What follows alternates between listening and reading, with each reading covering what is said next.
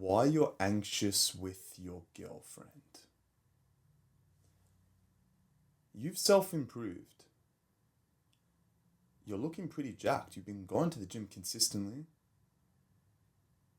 You have your cold showers. You've nailed your diet. You're reading the books I've told you to read. But every single time you're with your girl or on a date, you can't help but to feel anxious. You feel pain, whereas you originally thought the relationship should be the easy part,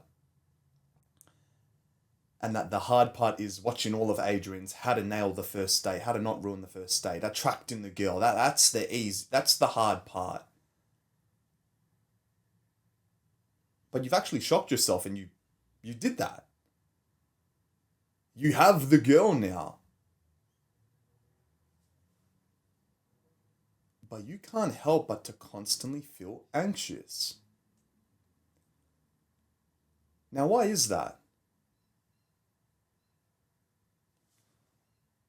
In this video, I'm going to dive deep into limiting beliefs that you have with your attachment figure, partner.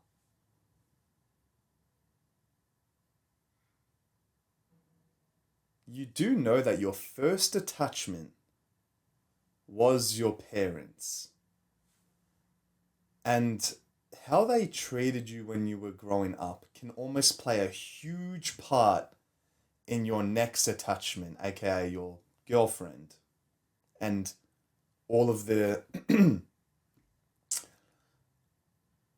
let's just say all of the unresolved trauma can carry on. Now, this can lead to trust issues. This can lead to anxiety, overthinking, emotional chaos. If I'm to be brutally honest with you right now, were your parents perfect? And this isn't me having a go at them, because here's the funny part. No parents are perfect. They have their independence. They have their priorities, their work, provide. Dad has to provide. The mum has to look after, but also care for herself at the same. There are no such thing as perfect parents. But can you become better parents so maybe your children are less hurt or have less bad experiences from childhood so they don't have to carry that on into young adulthood? Yes?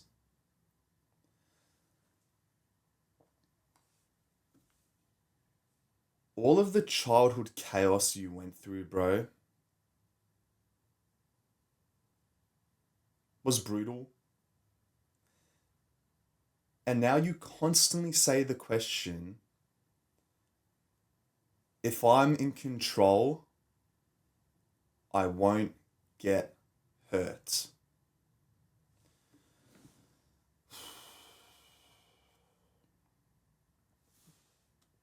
You feel like that you need to constantly be in control of your relationship because that will prevent you from being hurt. Because in childhood, it was so much chaos and you weren't in control, and that would lead you to getting hurt. So now you think the quick fix is to be in control and be perfect in your current relationship with your girlfriend because that will prevent you from being hurt.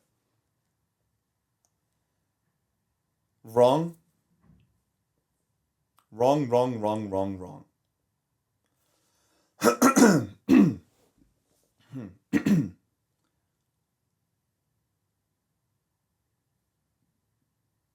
If you feel like you need to constantly be in control, and if your partner does something that eradicates that control, like maybe your partner wants to go out with her friends, maybe your partner wants to do something that you don't want to do.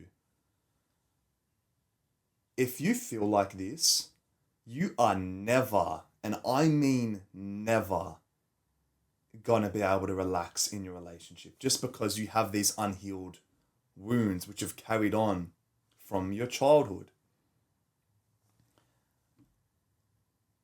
A relationship isn't about being in control. And it's funny because you can argue if this is like the trust issue you have or the limited belief you have, like, I need to be in control, when maybe your partner does something which makes you not in control, are you even caring about her, or are you caring about the fact that you are now powerless? Not even about the other person. Like, this is deep. This is so deep. And I've only like become aware of this from reading the book. Master Your Relationship Anxiety by George Collison.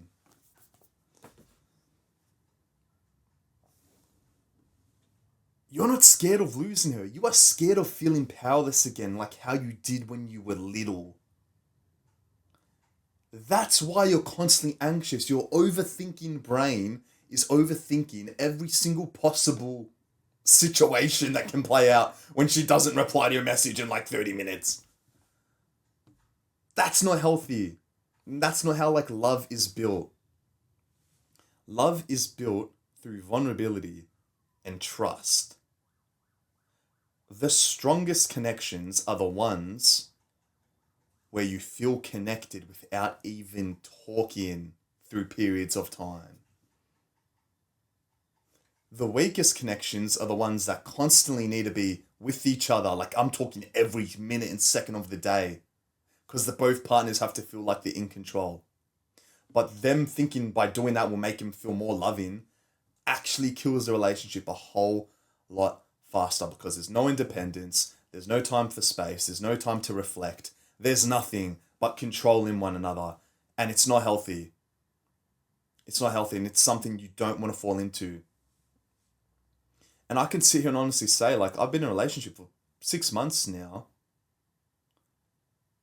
and I look back, and yeah, at times, maybe I would feel like I'd get these fears coming out of me, like, oh shit, I don't feel in control, I feel powerless. And that's just like natural. Like, obviously, no one's perfect, and I'm not sitting here and saying I have no trust issues. I'm immune to everything. Look at me, guys. I'm perfect. No, that's not me. That's not me. We're here to reflect and grow together.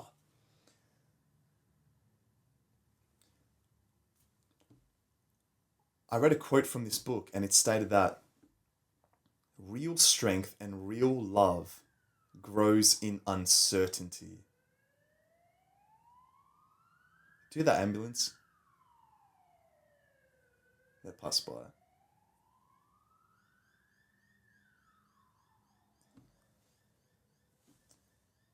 And I know when you hear the word uncertainty, like unknown, it can naturally cause you and give you some anxiety and almost make you stress a little bit, because no one really likes the unknown. No one likes doing something risky. Everyone wants to feel safe and secure and in their comfort zone. But like I've said plenty of times on this channel, the comfort zone kills not only dreams, not only goals, but even relationships. It makes it not polarizing. The more you can dive deep into the unknown, the more you can embrace uncertainty and embrace not being in control at times, like all the time. That's when the relationship will foster and grow, and you'll be more loving with one another because you become more grateful. You literally have no time with one another to be grateful for one another when you're constantly with each other and feeling this need to like constantly communicate. And that is the need I would feel, because I guess I'm being fucking super vulnerable now. An insecurity I would have was like constantly, this is always with everything, not even with relationships, but with gym, with everything. Just the feeling that I'm never doing enough.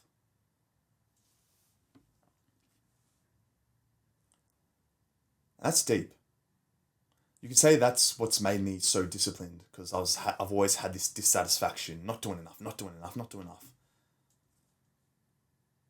But it's kind of bad if I let that apply to my relationship because it can take me away from being present and it just makes me feel anxious. Where a relationship is meant to be a safe space and you don't want to bring in a bunch of anxiety and controlling in it because it just pushes one another further away. I know where your brain's heading now.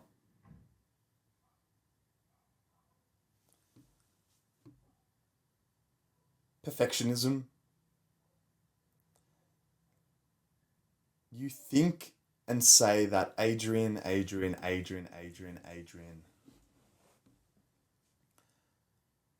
I'm only lovable if I'm perfect. So, like, there's almost like no way to work around it, and the fact that I always need to be anxious because I know if I don't have a fresh haircut, if I'm not this, if I'm not that, if I'm not perfect, I'm unlovable. I'm just unlovable. It's not about authenticity. It's not about being not perfect. I need to say the right words perfectly. I need to say them this way. I can't. I need to plan everything to be. If I'm not perfect, I'm not lovable. Limiting belief number 2. If you naturally feel like this day to day to day, you are gonna feel drained, bro. Drained. And this is a thought I would have. It's almost what self-improvement made me believe in. You know how when you're self-improvement, you want to have perfect days. You want to have your culture. You want to be on NoFap. You want to tick the boxes. So you want to be perfect. And that kind of gives you fulfillment. You don't want to carry that into your relationship. Because, bro, you're with another person. It is impossible to be perfect. And when you try to be perfect, that's going to naturally make you come across as inauthentic because maybe your definition of being perfect is avoiding conflict and not embracing it. So you will purposely become more agreeable, more of a yes man, just because you have this fear of conflict, disguised as being perfect. Relationships grow the most when you embrace conflict, when you actually trigger your partner. It's like almost trying to challenge them in a healthy way. As much as it can hurt, as painful as it can be, the most growth always happens through pain and not through being perfect. It's not about all of these love gestures you have to perform. It's not about being here on perfect time or giving her this gift and say, no, it's not about any of that. And if it is, you'll never feel fulfilled and always, and I mean always, empty.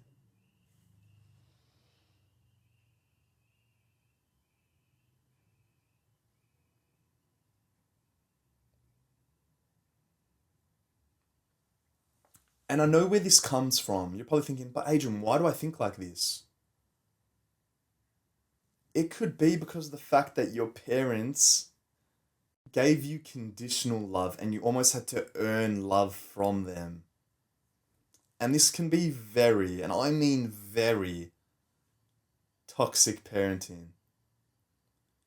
Parents are meant to give you unconditional love, not conditional. So the conditions your parents gave you when you were little, maybe they would only give you affection or praise if you were to give them something or do something for them, like be on your best behavior. So maybe your parents didn't give you praise when you were upset and they only gave you praise when you weren't causing tantrums. This makes you believe that you need to be perfect in your relationship now to earn your partner's praise. Holy shit. Can you see like unhealthy that is and how everything is just linked through your childhood? That's like why you feel hyper anxious. Your parents only loved you, maybe at times, I don't know if this was all the time, when you did something good for them. That made it come across as transactional. And that's what you're bringing into your relationship now. Not good, because real love and real connection is built through raw authenticity.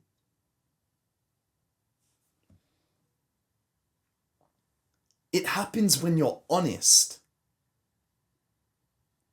and not flawless. I'm here to give you the brutal truth that right now, if you feel anxious and you're holding that in because you think that will prevent you from being perfect, and you think that that'll make your partner like you less, that's the weaker option. That's the weakness. The real confident, authentic masculine version of you, whenever he's to feel anxious, he will say he feels anxious.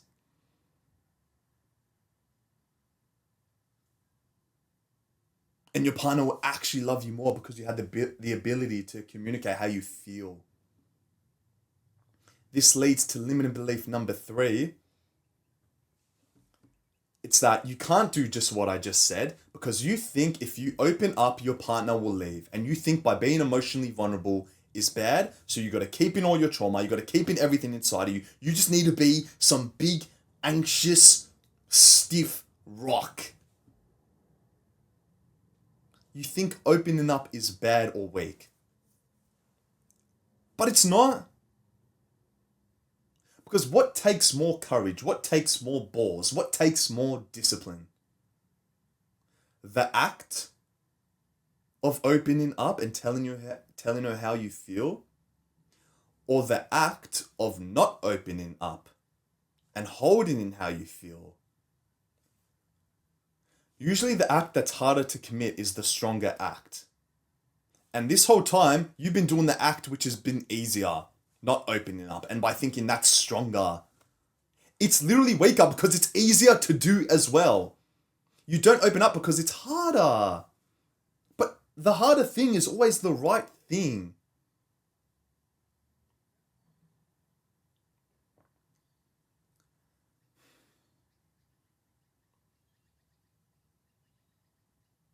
This video hurts a lot to make.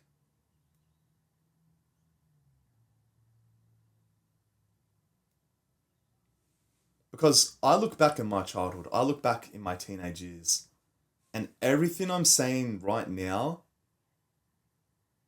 has applied to like every area of my life.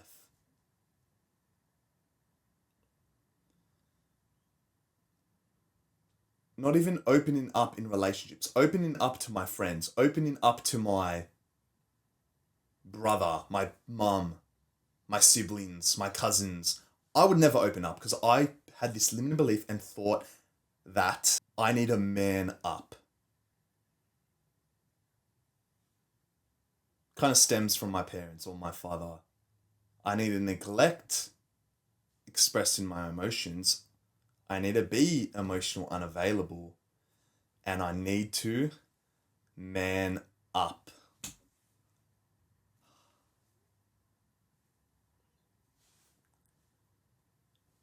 It's literally twisted. You've got man up with bottling your emotions and being weak with expressing your emotion. It should be the other way around. All of the emotional neglect, all of the traumatizing arguments you probably had has now made you fear being rejected. This is where it stems from. And this doesn't even apply to like being in a relationship. It applies with like going for that job interview, approaching that girl, networking with that friend. It all applies with fear of rejection and emotional neglect of you thinking you need a man up. Look at me, guys. I'm so manly because I don't express how I feel. And that's what the world pushes out.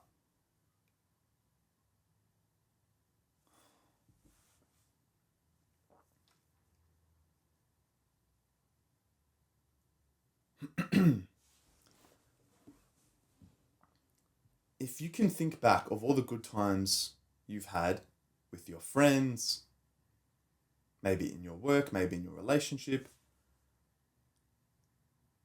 the times of strength have always been when you've been most present, when you've been most authentic, when you've actually opened up in the right manner. Not in the wrong manner of like coming across as, remember what I said first about being controlling, not opening up about to like control more just because you're feeling powerless. That's not, no. You open up when you feel like it's the right thing to do, and you don't bottle stuff in.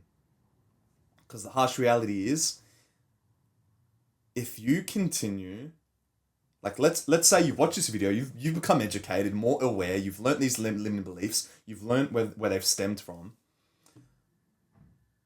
And right now, let's say you're a year in your relationship, but you still feel anxious and you're still bottling stuff inside of you. If you continue to go down the path which you've been on and not take my advice and not try correct behaviors in your relationship, you can only bottle up for so long before the bottle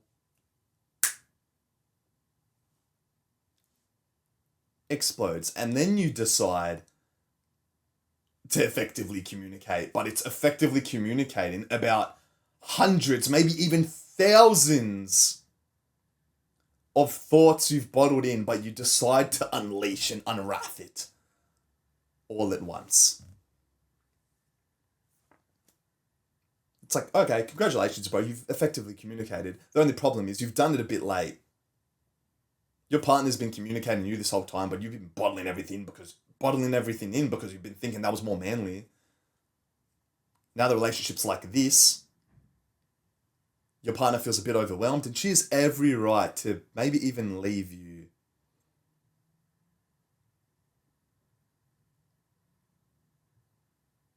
Just because this whole time she thought you were fine. But you weren't.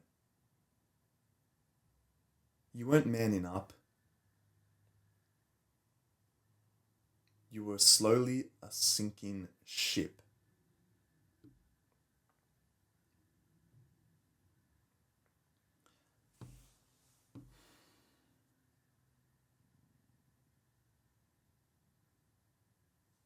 You have to realize, bro, that if you are so afraid of effectively communicating with your partner, and if you think she's going to do anything harmful, her reaction isn't in your control. And you're not chasing approval from your partner. You are a connection which should be growing. So think of it, the fact that you have nothing to lose by effectively communicating, by telling her how you feel. Because at least you're not bottling anything in. At least you're allowing her to speak back to you. And if she does not like you because you did that, then it just means you were both incompatible in the first place. And at least you said it now in the present moment instead of 6 months, a year, 2, 3, 4, 5 years from now. Which is almost like, I guess it plays a strong part in why divorces happen. Especially like now with like the old generation, with guys that are in their 30s and 40s, because they were taught by their grandparents, their grandfathers, to man up and to not express themselves.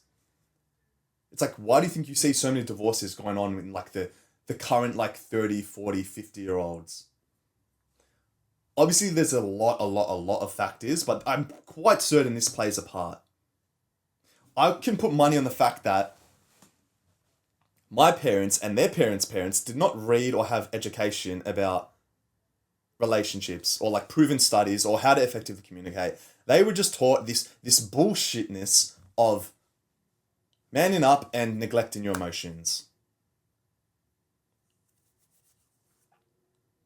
I think that plays a big reason on it.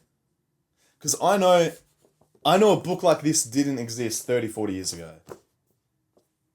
And I guess this is just one example. Call me cocky, call me arrogant, but I know it plays a part. And that path doesn't work. Communicating does. And as anxious individuals, I think communicating is probably the hardest thing for all of us. And what's a tip I can give you to express your words more efficiently?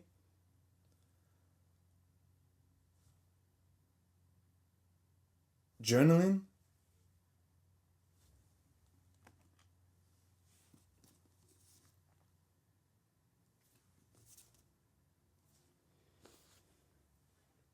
Writing down how you feel is going to get you a lot more further than constantly not writing anything down and just being in brain fog land.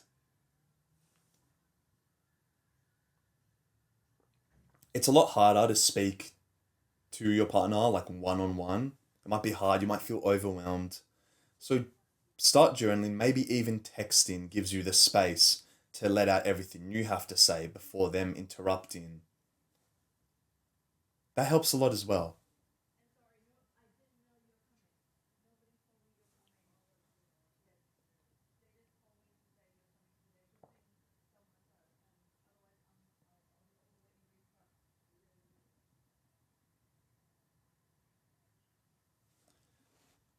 Women feel safe with men who express clarity and not chaos. Especially as the masculine man, you're meant to lead, show the vision, provide the way with such clarity. Your girl, the feminine energy is just naturally a lot more chaotic. But that's not a bad thing, that's just life. It's yin and yang. Your job as the masculine man, as the guy who leads the relationship, is to heal from all of these like traumas and shit like that you have, or we have. Because when we do, it enables us to become more present. It enables us to become more authentic. This is why self-improvement, self-growth is the most important area of your life. And you should take it as seriously as possible. Not even just like the gym aspect of lifting weights and looking aesthetic and trying to impress girls just because of your physical attractiveness. Like that's cool. That opens the door. But just subtly, because you still have all of these insecurities which reveal themselves over time, because patterns repeat, and if you don't do the work, like right now, over the next 6 months, the same patterns that you found yourself in are just going to repeat. Not because of this girl, not because of her, but with the same person, with your friends, with your girlfriend, with your pet. Everything, it will stay the same. Patterns repeat. They loop and loop and loop and loop and loop and loop. Over and over and over again. Over again. And the only person that can help you is maybe a therapist. Okay? But, again, this is really authentic and vulnerable as well. Me personally, I never saw a therapist. I guess I was being selfish and wanted to fix it my own way. And I can confidently sit here and say that by not only becoming aware, but by taking action, by meditating, by journaling, by prioritizing my physical health and also my mental health, by not being on my phone as much, by getting sunlight, by reading, by doing stuff which was uncomfortable, it enabled me to be more comfortable in my own skin, which was the key and the whole blueprint this whole time for me to becoming my most present and authentic self. And I know still to this very day, the day I'm recording this video, July 2025, I know there is still so much more work to be done. Because I'm still not perfect, and I'm not chasing perfection. I'm chasing growth. And that is how you become the masculine superior man. It's realizing that you will never be perfect, but it's becoming aware of the fact that I've improved and I went from point A to point B. So now let's go to point C. I've been thinking about making this video for months. And it's something which I felt like I just had to get off my chest. And now the fact that I've committed this act of doing it, knowing that I'm helping someone out and even my younger self, this might be my most purposeful video I've ever recorded. And I don't want it to go to waste. Because I just know, bro, right now, you are hyper motivated. You're saying to yourself, oh my God, Adrian said this, this, and this, and this. Holy shit, he knows all of that. Okay. I know it now. So I don't need to self-improve. I'm already aware. Adrian just told me everything. So I'm just going to not make those mistakes in my relationship with my girlfriend now.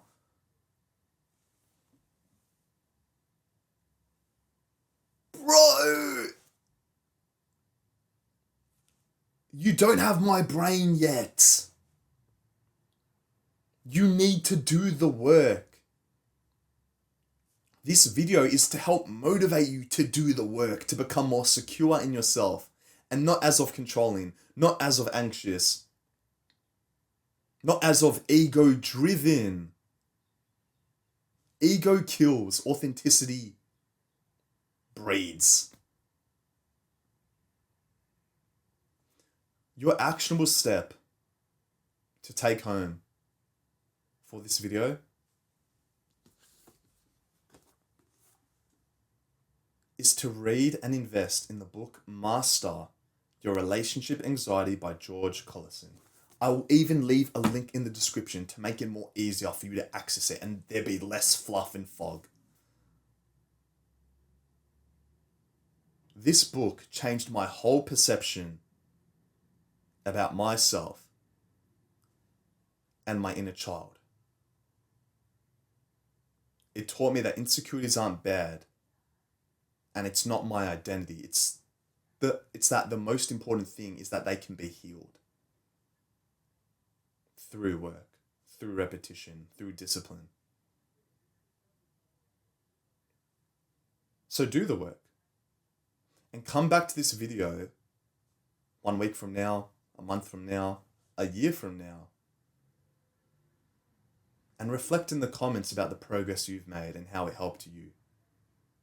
Because I know it will. And I know if younger Adrian's watching this, it will serve him the greatest purpose ever. Do the work. Get a pen. Journal. Be authentic. But most importantly, be the loving partner. Master your relationship anxiety. I hope this video has motivated or educated you. I am currently doing one-on-one self-improvement coaching. That will be the second link in the description. Also, I will leave a link of all the books that help me become more of a masculine man. That will be the first link in the description. Other than that, make sure to click the subscribe button and also that little bell icon. It'll kind of like remind you when I do upload these types of videos so you can watch them and educate yourself as soon as humanly possible. I'll see you in the next video. Peace.